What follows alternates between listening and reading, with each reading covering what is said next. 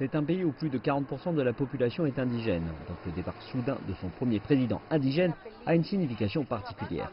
Nous nous sommes rendus sur ce marché dans une zone à dominante indigène de la capitale pour demander aux gens ce qu'ils pensent des récents événements de ces turbulentes semaines. Nous avons rapidement découvert que ce n'est pas une communauté qui parle d'une même voix. Les opinions divergent.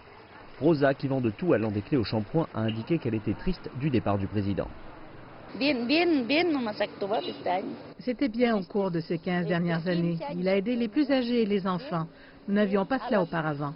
Mais cette femme qui tient un magasin vendant des vêtements traditionnels, souvent portés par la communauté indigène, a peu de choses positives à dire sur l'ancien président. Grâce à Dieu, il est parti. Et d'ajouter que ceux proches du président se sont enrichis, tandis que les autres sont restés pauvres. Et ils sont là avec leurs véhicules de luxe, tandis que ceux qui ont travaillé pendant des années ne peuvent possiblement pas s'offrir un véhicule. De nombreux autres qui ont préféré ne pas parler devant la caméra étaient également critiques.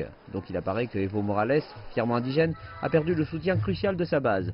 Ce groupe de dirigeants indigènes indiquait que la foi dans le président avait diminué quand ils ont ressenti qu'il cherchait à étendre sa période en poste, quelque chose qui selon eux va à l'encontre de leur tradition. Il voulait être le seul dirigeant, comme un dieu, un roi, et cela ne fonctionne pas. Vous devez coopérer avec tout le monde dans un État plurinational.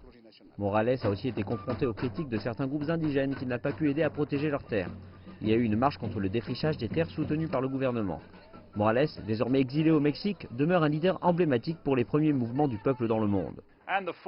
Et l'ancien président peut mettre à son crédit d'avoir brisé le moule du paysage politique ici. Il y a également des spéculations que son parti pourrait pousser un autre candidat d'origine indigène au poste de président.